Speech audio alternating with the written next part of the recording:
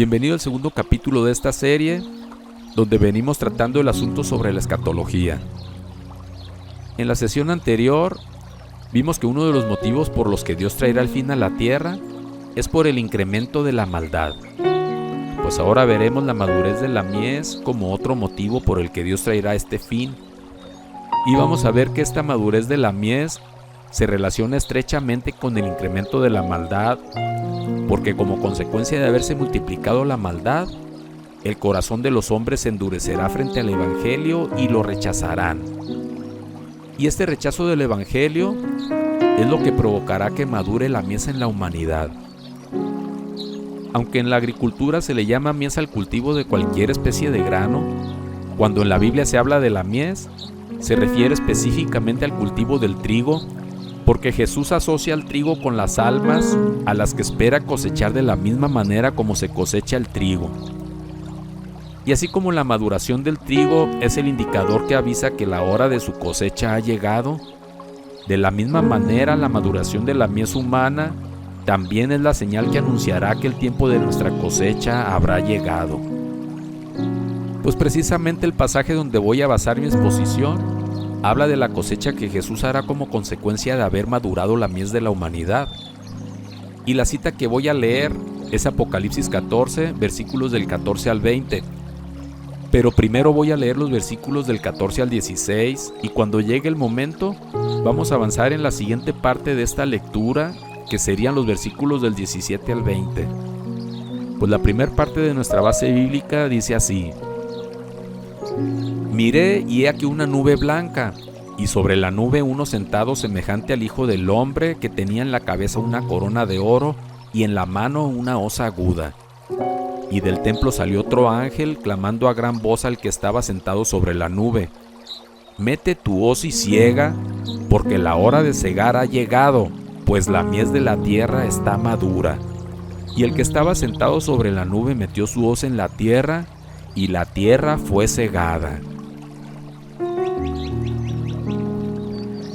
En este pasaje, el fin de los tiempos está representado con la etapa final de la agricultura, cuando se tiene que cosechar simplemente porque el fruto ya alcanzó su madurez. Y entre las figuras que encontramos en esta analogía, tenemos a la mies, que representa el cultivo de las almas. Enseguida está la siega o cosecha, que viene a ser el fin de los tiempos o el fin del siglo, como lo llama Jesús en Mateo 13:39. Y Jesús, que mete la hoz a la tierra, viene a ser el segador.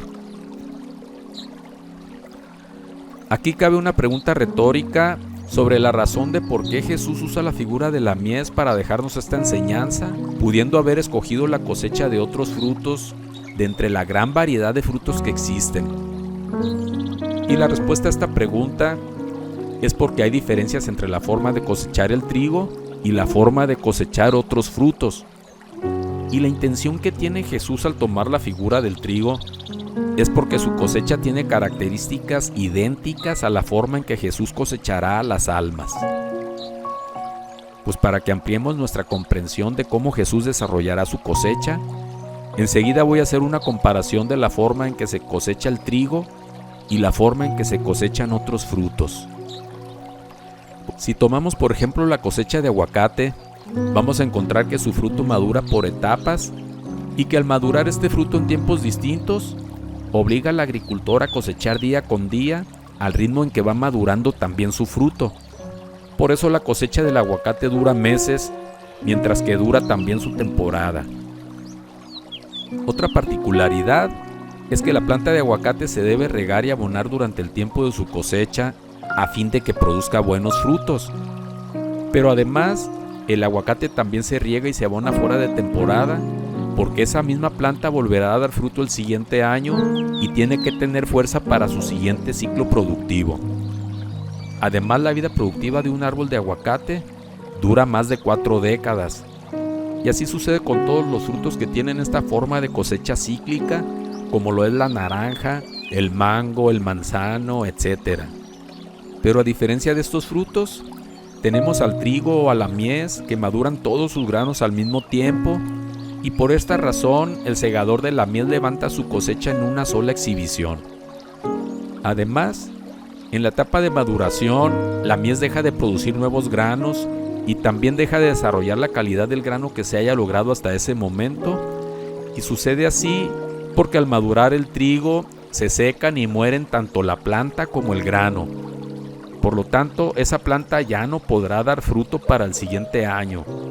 Y como es lógico, una planta muerta ya no aprovecha los nutrientes de la tierra. Por eso cuando madura la mies, se deja de abonar y de regar la tierra.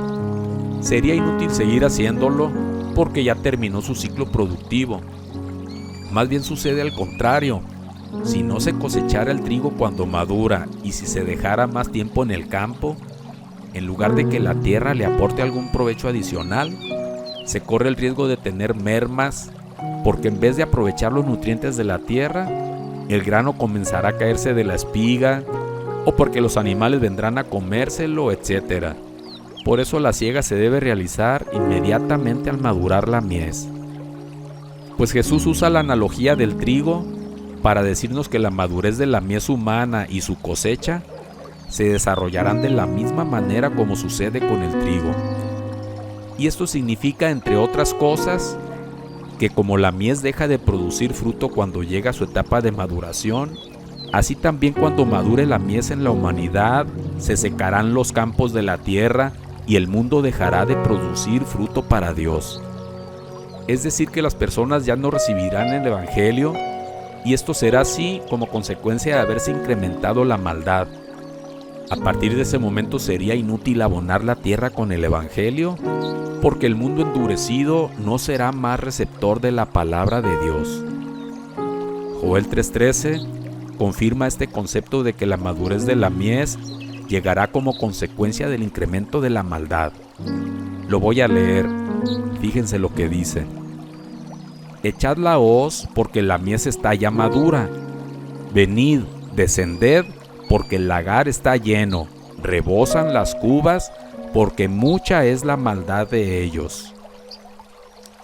Este pasaje dice que tanto la madurez de la mies como que el lagar esté lleno equivalen a que la maldad del hombre sea mucha. Y sobre la sazón de los tiempos, o sobre el tiempo de la venida de Jesús, también hay una enseñanza comparable al momento de la cosecha en la agricultura. Jesús no meterá la hoz mientras el campo esté verde produciendo espiga o mientras el grano esté en desarrollo. Por eso el pasaje que leímos dice que desde el cielo se está monitoreando el proceso de la maduración en la mies humana para que Jesús la pueda cosechar. Y algo más es que Jesús tampoco dejará pasar el tiempo después de que madure la mies. Como conocedor y buen labrador de la tierra, Jesús sabe el momento exacto de meter su hoz para levantar todo su fruto en una sola cosecha. Pues si Jesús no metiera su hoz en el momento preciso, se correría el riesgo de tener mermas en lugar de obtener algún fruto adicional para él. Pues a la cosecha de Jesús también la conocemos como el rapto de la iglesia. La iglesia será sacada del mundo antes de que Jesús traiga el castigo sobre los moradores de la tierra, así como la paja no se desecha sino hasta después de que es apartado el grano. Y asimismo como pasó con Lot, que fue sacado de Sodoma antes de que fuera destruida. Por eso también Malaquías 4:2 da la idea de que los creyentes serán sacados antes de que llegue la destrucción, cuando dice: mas los que temen mi nombre saldrán y saltarán como becerros de la manada. Aquí la expresión de salir significa que la iglesia saldrá del mundo siendo levantada antes de que llegue la destrucción. Y una vez que la iglesia esté a salvo, entonces sí vendrá la tribulación y la destrucción de la que hablan las profecías. Pero así como el segador de la mies mete su hoz para levantar todo su fruto en una sola cosecha, cuando Jesús venga a levantar a la iglesia en el rapto, también levantará de sus tumbas a la iglesia que duerme.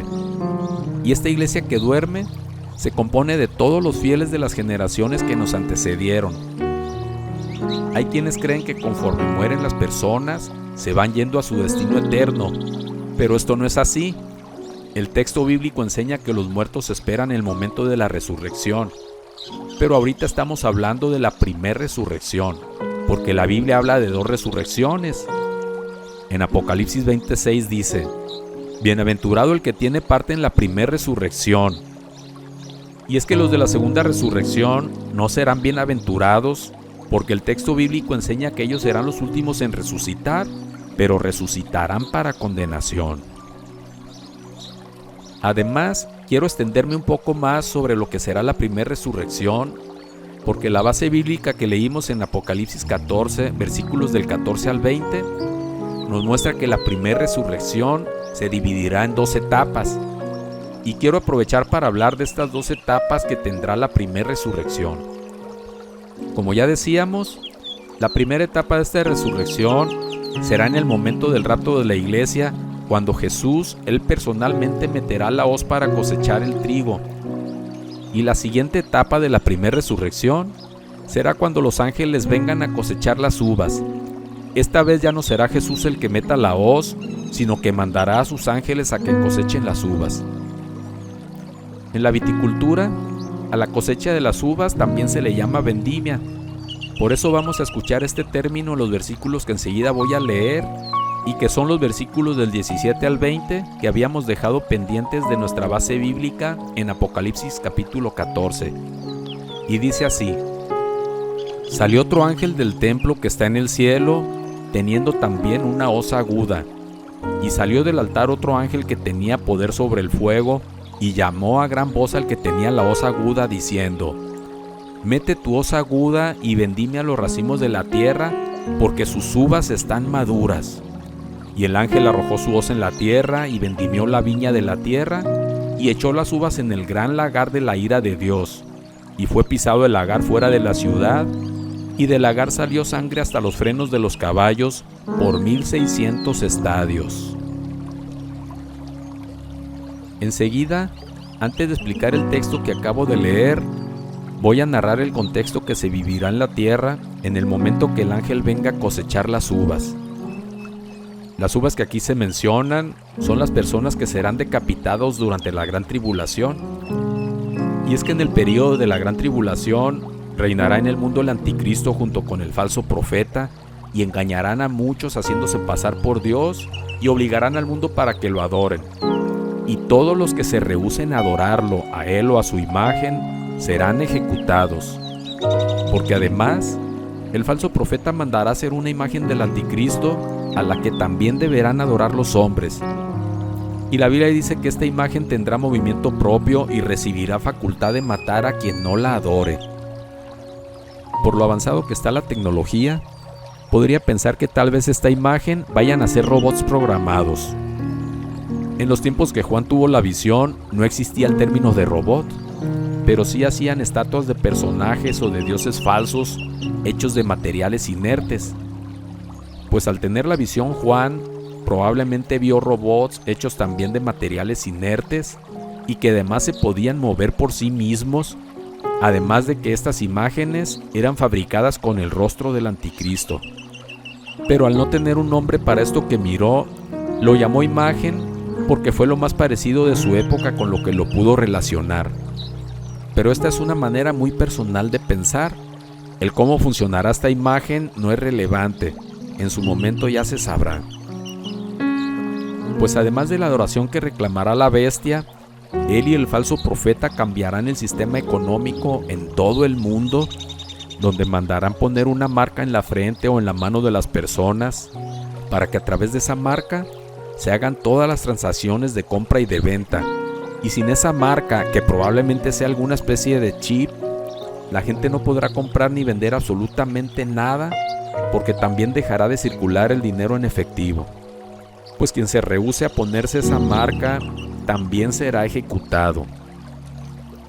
Bien, pues he hecho estos comentarios sobre el contexto tecnológico actual para que veamos que a través de la tecnología ya se podría dar cumplimiento a esta profecía escrita hace 2000 años, pues ya están dadas todas las condiciones para que se cumpla también esta profecía. Y como veníamos diciendo, para cuando ocurra todo esto, la iglesia fiel y verdadera ya habrá sido levantada en el rapto. Entonces ahora el medio de salvación para el mundo ya no será el bautismo que ministraba la iglesia. El mandato que ahora deja Jesús para quienes les toque vivir en la gran tribulación es que no adoren a la bestia ni que se dejen poner su marca. Este será el único medio de salvación disponible durante este período. En Daniel 11, 33 al 35, dice que los que caigan a espada y a fuego en ese tiempo serán depurados y limpiados y emblanquecidos. Entonces, como habrá muchos que entiendan estas cosas, se negarán a adorar a la bestia y a ponerse su marca, y esto derivará en una gran matanza a nivel mundial. Pero repito, estos ejecutados también serán fruto para Dios, es decir, también serán salvos. Pues ahora sí, una vez explicado el contexto que precede Apocalipsis 14, 17 al 20, sabemos que esta segunda cosecha será la resurrección de estos que fueron decapitados en la gran tribulación. Y algo que también resalta el texto es que la figura de los decapitados ya no es el trigo, sino las uvas. Porque así como las uvas sueltan jugo al ser sometidos en el lagar, los decapitados también derramarán sangre cuando sean metidos en el lagar de la ira de Dios. Y dice que la sangre de estos será tan abundante que con ella se podrían llenar 1600 estadios a la altura donde van los frenos de los caballos. La altura donde van los frenos de los caballos es a 1,5 metros aproximadamente.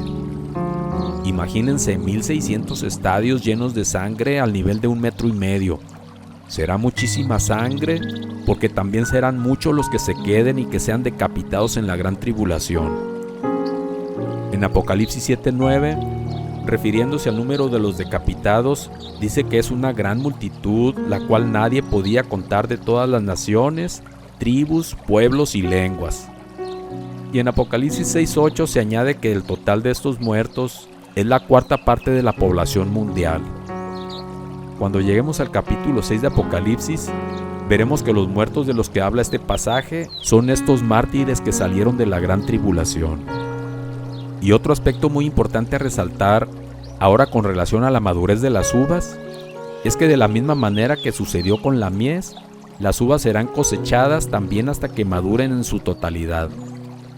Así se le dice al ángel en los versículos que leímos: mete tu hoz aguda y vendimia los racimos de la tierra, porque sus uvas están maduras. Y un pasaje que también dice de manera velada que la vendimia de las uvas se hará hasta que maduren en su totalidad es Apocalipsis 6, versículos del 9 al 11. Dice: cuando abrió el 5º sello, vi bajo el altar las almas de los que habían de ser muertos por causa de la palabra de Dios y por el testimonio que tenían, y clamaban a gran voz diciendo: ¿hasta cuándo, Señor santo y verdadero, no juzgas y vengas nuestra sangre en los que moran en la tierra? Y se les dieron vestiduras blancas, y se les dijo que descansasen todavía un poco de tiempo, hasta que se completara el número de sus consiervos y sus hermanos, que también habían de ser muertos como ellos. Estas almas que vio Juan bajo el altar de los que habían sido muertos por causa de la palabra de Dios y por el testimonio que tenían, son los de la iglesia de la apostasía, que no serán levantados en el rapto de la iglesia y que serán ejecutados en la gran tribulación, porque conociendo estas cosas de las que habla la profecía, se negarán a adorar a la bestia y a recibir su marca. Entonces, estos decapitados son los que reclaman ser cosechados a la mitad de esta matanza, cuando las uvas no han madurado en su totalidad.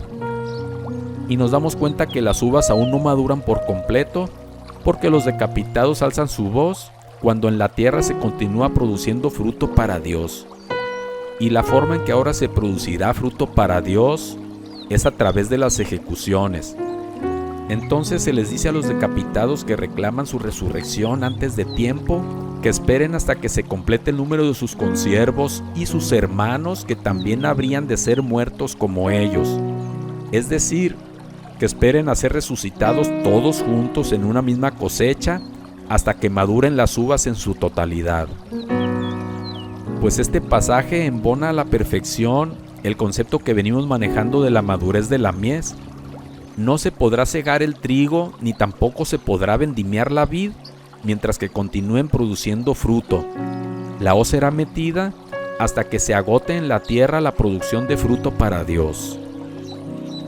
Por un lado tenemos la siega del trigo, que representa el rapto de la iglesia, y su maduración será cuando ya no haya más almas que salvar, porque el mundo endurecido por el pecado rechazará el evangelio. Y por otro lado, tenemos la vendimia o la cosecha de las uvas. Estos son los que se queden en la gran tribulación y que no adoren a la bestia. Para ellos, la vid madurará hasta que sean ejecutados por completo los que se rehúsen a adorar a la bestia y no reciban su marca. Pues el orden que muestra el pasaje es que la primer cosecha en levantarse será el trigo y después las uvas. Quiero añadir que en la agricultura hay una forma de saber que ha llegado el tiempo de cosechar el trigo. Y una señal de que la mies ha madurado es el cambio de color. El campo ya no se mira verde, sino que blanquea. Y aunque es cierto que el trigo seco se torna dorado, también es cierto que se mira blanquear, especialmente cuando resplandece el sol sobre el campo ya seco. Por eso Jesús dijo de forma profética para los últimos tiempos, en Juan 4:35, levanten sus ojos y miren los campos, porque ya están blancos para la siega. Y con el siguiente ejemplo, quiero ilustrar cómo luce un campo humano que blanquea. En el caso de Sodoma y de Gomorra, todos sus habitantes se habían involucrado en la maldad. Se acordarán que Abraham buscaba 50 justos dentro de estas ciudades y que fue bajando el número a ver si encontraba 10 justos para que Dios no destruyera estas ciudades. Pero no se hallaron justos más que Lot con su familia, porque todos los demás estaban en la misma sintonía de pecado. Sus ramas ya estaban secas y sus espigas carecían de granos, pues al buscar entre ellos no se encontraron ni 50 granos, ni siquiera se encontraron 10 granos entre sus ciudadanos. Y además, ya no se veían espigas verdes que dieran esperanza de producción de nuevos granos. Por eso Dios decidió mejor sacar de ahí a los únicos justos, que eran Lot con su familia, y destruir a estas ciudades por completo. Pues por el contexto que nos toca vivir, podemos ver que los campos ya comienzan a blanquear en nuestra sociedad y no tarda en llegar este gran día de la cosecha del Señor. Las condiciones están dadas para que se propague la maldad en todo el mundo hasta que lleguemos a igualar la situación de Sodoma y de Gomorra.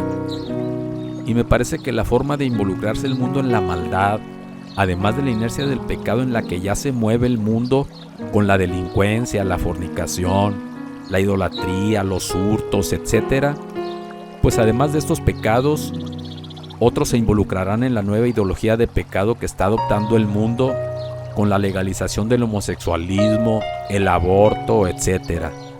Unos practicarán estos pecados y otros simplemente apoyarán estas ideologías. Por ejemplo, tengo conocidos que sin ser homosexuales justifican el matrimonio homosexual y defienden estas prácticas, pues ellos al adoptar este criterio rechazan el evangelio porque su contenido contradice su manera pecaminosa de pensar.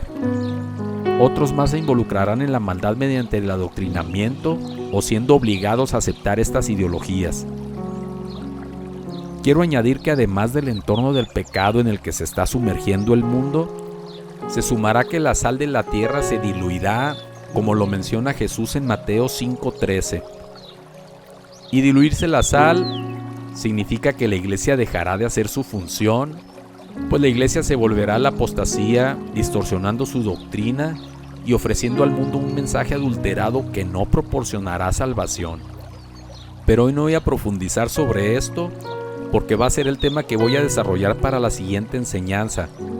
Pero la combinación de estos tres factores, del incremento de la maldad, la madurez de la mies y que la sal se diluya, provocarán que el mundo deje de producir fruto para Dios. Pero mientras nos dirigimos a la madurez de la mies, Jesús aún pone a tu disposición algunas opciones para que seas cosechado como fruto para Él en el tiempo de la siega.